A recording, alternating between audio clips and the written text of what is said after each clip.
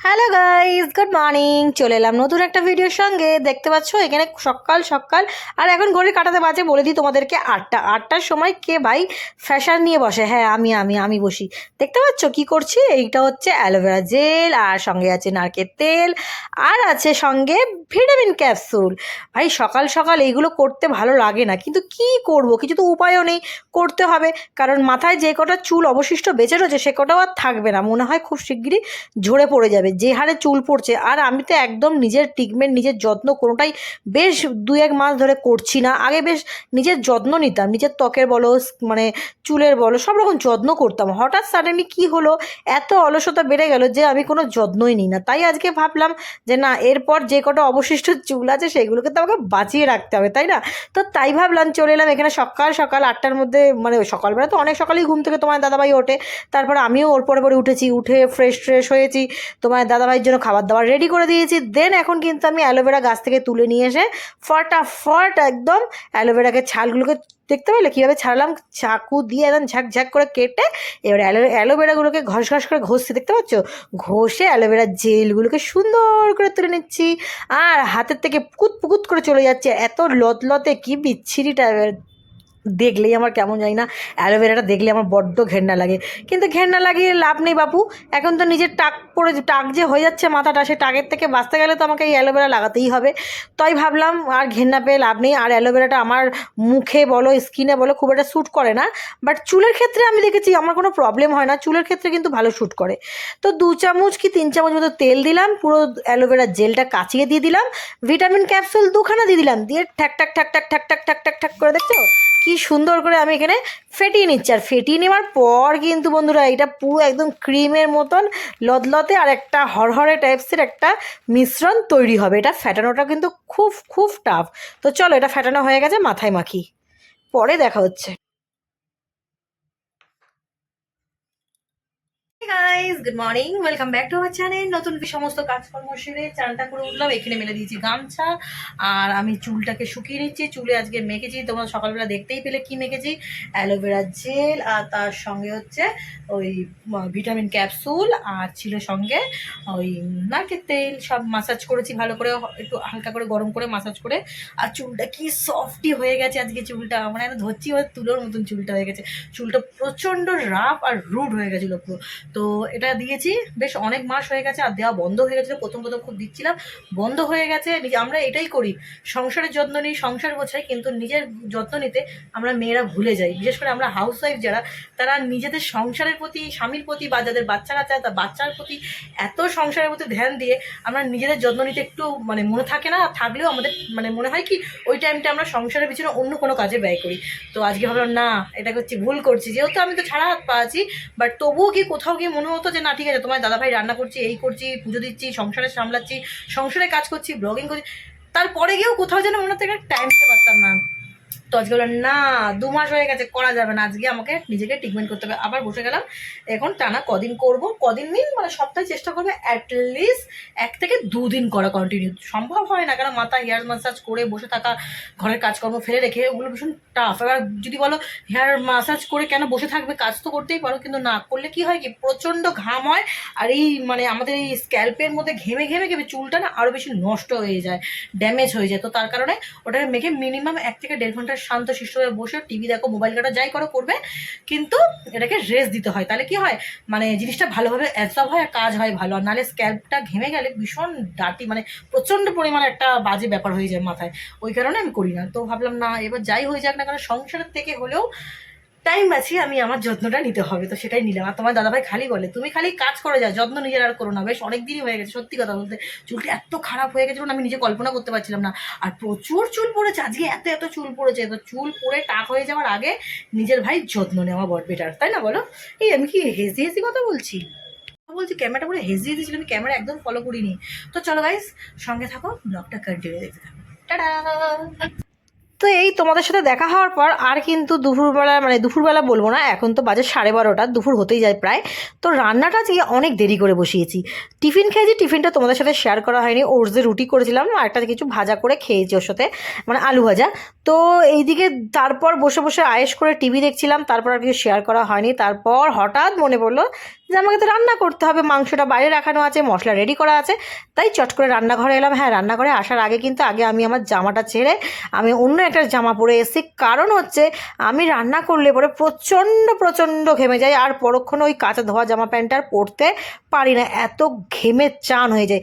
তাই এর উপর দিয়ে আর ওই জামা প্যান্টটা খুলে আমি কিন্তু একটা রান্নার মানে যেটা পরে মেনলি আমি বেশিরভাগ ক্ষেত্রে তোমরা আমাকে দেখবে এই জামাটা পরেই আমাকে রান্না করতে, গেঞ্জির যে কাপড়ের জামাটা ওটা পরেই আমি রান্নাঘরে বেশিরভাগ কাজটা করি। নাহলে সব জামা কাপড়ে না ওই মশলার দাগ লেগে যায়, তেলের দাগ লেগে যায়, মানে সব কিছুতে স্বভাব হচ্ছে একটু কিছু কাজ করার পরে হাতটা আমার ওই বলে না মানে গায়েই এসে যায়। তো তার জন্য আমি জামাটা ফাটাফাট চেঞ্জ করে নিয়ে রান্নাঘরে চলে এসেছি। 12:30 কাছাকাছি, 12:30টাই বাজে, কাছাকাছি কি 12:30টাই প্রায় বাজে। অনেক দেরি করে রান্না করেছি ইচ্ছা করে, কারণ বরমশাই আজকে বলেছে দেরি করে আসবে তার জন্য, আর খাবারটা যাতে গরম গরম খেতে পারে তার জন্য দেরি করে করেছি। ভাতটা অলমোস্ট রেডি করছি। এই যে ভাত রেডি করা আছে এখানে পাশের হাঁড়িতে দেখতে পাচ্ছ। আর এখানে আমি আলুগুলোকে সুন্দর করে ফ্রাই করে তুলে নিয়েছি। তারপর কড়াইতে কিন্তু দেখতে পাচ্ছ কোনো তেল নেই, শুকনো শুকনো যে আলু ভেজেছি ওই আলু ভাজার তেলটার মধ্যেই কিন্তু পেঁয়াজ আর গোটা গরম মশলা তেজপাতা ফোড়ন দিয়ে পেঁয়াজটাকে লাল লাল করে ব্রাউন ব্রাউন যেই না হয়েছে, হালকা ব্রাউন হওয়ার পরে অল্প আদা রসুন পেস্টটাও কিন্তু খুব অল্প, দেখো দেখে আশা করি বুঝতে পারছো তেল মশলা সবটাই কিন্তু অনেক কম কম দিচ্ছে। এর মধ্যে জিরে গুঁড়ো, এখন দেবো ধনে গুঁড়ো, তারপর দেবো হচ্ছে হলুদ। তো এরকম সব কিছু মশলাপাতি দিয়ে ভালো করে মশলাটাকে কষিয়ে নিয়ে দেন এর মধ্যে কিন্তু আমি চিকেনটা অ্যাড করে দেবো। আর আজকে রান্নাটা আজকে বলো না আমাদের বাড়িতে সবসময় লাইট রান্না হয়। তোমরা জানো, যারা আমার ব্লগ রেগুলার দেখো তারা জানো যে আমার কিন্তু বাড়িতে লাইট রান্না হয়, কারণ আমি ডায়েটের খাবার দাবার যেহেতু খুব বেশি মানে ডায়েট করার চেষ্টা করি, তো তার কারণে চেষ্টা করি যাতে আমাকে বাইরের জাঙ্ক ফুড মানে যত কম খাবো, বাইরের ফাস্ট ফুড যত কম খাবো, আর বাড়িতে যত তেল মশলাটা কম খাওয়া যায়। আর আমি তো ভাত বা রুটি কোনোটাই খুব একটা খাই না, সানডে করে খাই বা কোনো স্পেশাল মেনু হলে তখন একটু খাই, বা বাড়িতে লোকজন এলে ভাত রুটিটা খাই। নালে কিন্তু আমি ওটসের রুটি বা ওটসের পরোটা এরকম বা ওটস জিনিসটাই আমি খাই। আর নাই খাই হচ্ছে ওই তোমার মাল্টিগ্রেন যে আটাটা আছে ওই আটাটা খাই। আর এখানে দেখতে পাচ্ছ চিকেনটা অল্পটা ঢেলে দিয়েছি, জল ঝেড়ে চিকেনটা ঢেলে এবার চিকেনটাকে কিন্তু সুন্দর করে কষিয়ে নেওয়ার পালা।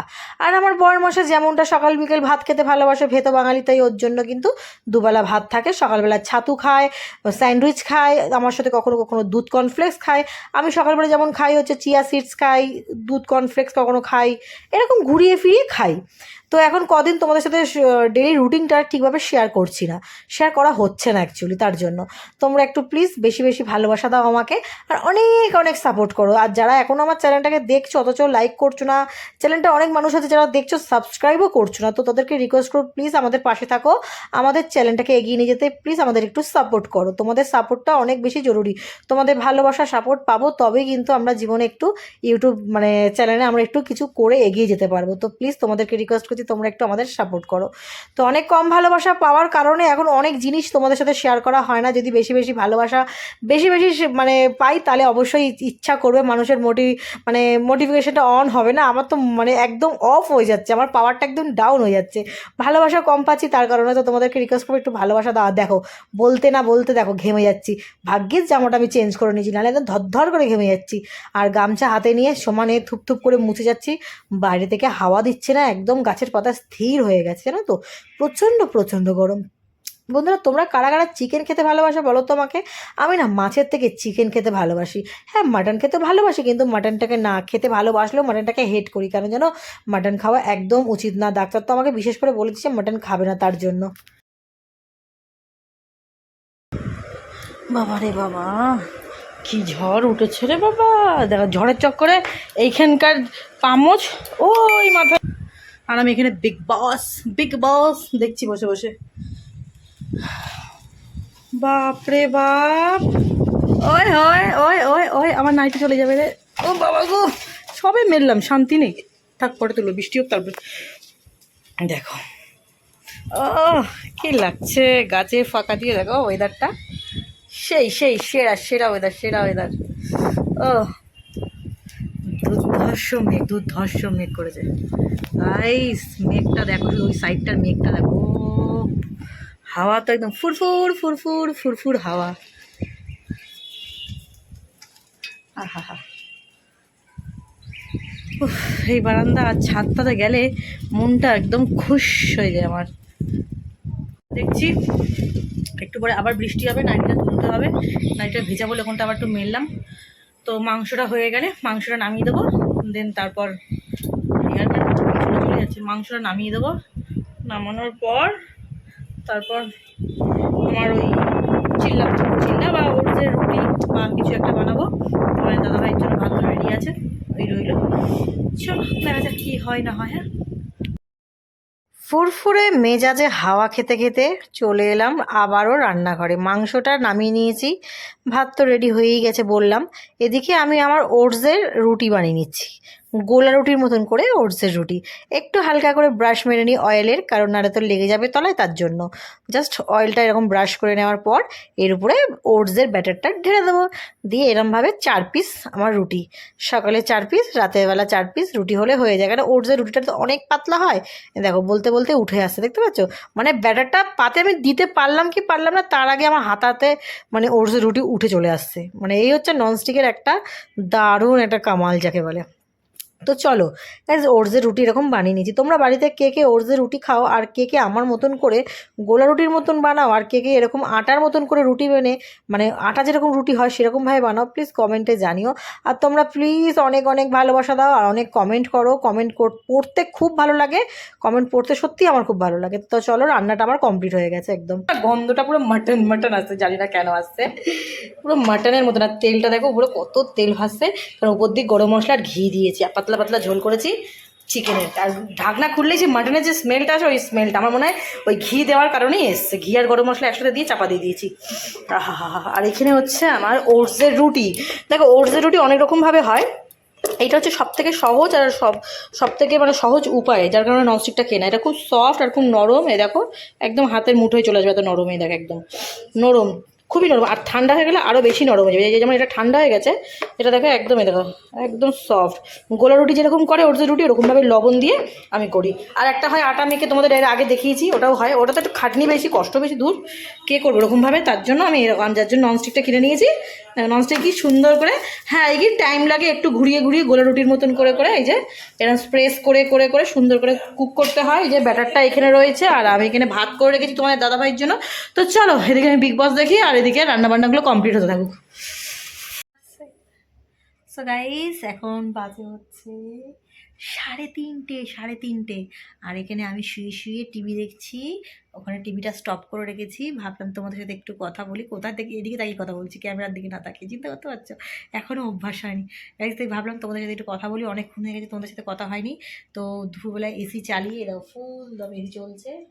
আর এখানে আমার কর্তা মশাইকে দেখো, এই দেখো ঘুমাচ্ছে, নাক ডাকছে, নাক দেখবে। আমার কর্তামশাই এখন ঘুমিয়ে ঘুমিয়ে নাক ডাকছে, তো ও নাক ডাকুক। আর আমি এখানে বসে বসে টিভি দেখছি, টিভিটা চলছে কিন্তু স্টপ করে রেখে দিয়েছি। ওখানে টিভিটা চলছে কিন্তু টিভিটা আমি স্টপ করে রেখে দিয়েছি। টিভি দেখবো বসে বসে, আমি একা একা কী করবো, আমি টিভি দেখবো। আর এডিট করা হয়ে গেছে, ব্লগটা পোস্টও করে দেবো, আপডেট আগে আপলোড বসিয়ে দিই তারপর। তো চলো আবার তোমাদের সাথে দেখা হবে সন্ধেবেলায় যখন আমি স্ন্যাক্স খাবো। আজকে সন্ধেবেলায় স্ন্যাক্স বলতে আছে হচ্ছে ওই রুটি করেছি, এই রুটি বলছি, দুধ আমি ভুলভাল বলছি। আজকে স্ন্যাক্সের আছে হচ্ছে তোমার ভুট্টা, তোমার দাদাভাই ভুট্টা এনেছিল, সেই ভুট্টাটাকে সেদ্ধ করে খাবো। একটা ভুট্টাই আছে, তোমার দাদাভাই তো সবে খেয়েছে, এখন আর খাবে না। তো আমি বিকেলে 5:30টার দিকে উঠে, এখন তো 3:30 বাজে, হ্যাঁ এখন 3:30 বাজে, 3:30 বাজে, 3:20, হ্যাঁ 3:20, 3:30 বাজে। তো এখনও খেয়েছে, ভাত খেয়ে সবে শুয়েছে। তো ডেফিনেটলি ও আর খাবে না, আমি সন্ধ্যেবেলাটা বানিয়ে খেয়ে নেবো। আর আমার না ভীষণ ভালো লাগে ভুট্টা খেতে। তোমাদের কার কার সুইট কর্ন, বেবি কর্ন, এই ধরনের খাবার দাবার। দেখো আমাদের কর্তা কিন্তু দুজনের লাল লাল পড়েছে, দেখো আমাদের কর্তা কিন্তু দুজনের ম্যাচিং ম্যাচিং হয়ে গেছে, লাল লাল লাল লাল। আমি রান্না টান্না করে উঠে ফ্রেশ হয়ে আবার গা ধুয়েছি, গা ঠা ধুয়ে এই লাল জামাটা আবার পরে নিয়েছি। তো চলো গাইস, আজকের নতুন ভিডিওটা এখানেই, পরে আবার সন্ধ্যাবেলা দেখা হচ্ছে তোমাদের সাথে। আর যদি সন্ধ্যাবেলা কিছু না থাকে অবশ্যই ভিডিওটা এখানে শেষ করে দেবো, তবে মনে হচ্ছে সন্ধ্যাবেলা কিছু আছে, তোমরা দেখো, স্কিপ করো। চলো বন্ধুরা, চলে এসেছি সন্ধেবেলায় আমার খাবার নেই। তোমার দাদাভাই তো বেলায় ভাত খেয়েছে, আর কিছু খাবে না। তো সন্ধেবেলা স্ন্যাক হিসেবে আমি এখানে দেখতে পাচ্ছ ভুট্টা এনেছিল আগের দিন, সেই ভুট্টাকে ছোটো ছোটো করে গোল গোল করে কেটে নিয়েছি। ভুট্টা কেটে ভুট্টা সেদ্ধ করে লেবুর নুন দিয়ে খাবো, আর সঙ্গে আছে গ্রিন টি। এই হচ্ছে আজকে সন্ধেবেলার আমার স্ন্যাক্স। আর কিছু খাবো না, রাতেরবেলা তো ওটস বা কিছু একটা আছে, ওই দিয়ে কিছু বানিয়ে নেবো। রাতেরবেলায় ভাববো। আর আমার বরমশাই কিন্তু রান্না কমপ্লিট। তো চলো আজকের ভিডিওটা এই পর্যন্তই। ভালো লাগলে লাইক কমেন্ট কমেন্ট শেয়ার আর চ্যানেলটা সাবস্ক্রাইব করতে ভুলবে না। আর কে কে ভুট্টা খেতে ভালোবাসো প্লিজ প্লিজ প্লিজ কমেন্টে জানিয়ে যাও, আমার কিন্তু ভুট্টা খেতে ভীষণ ভালো লাগে।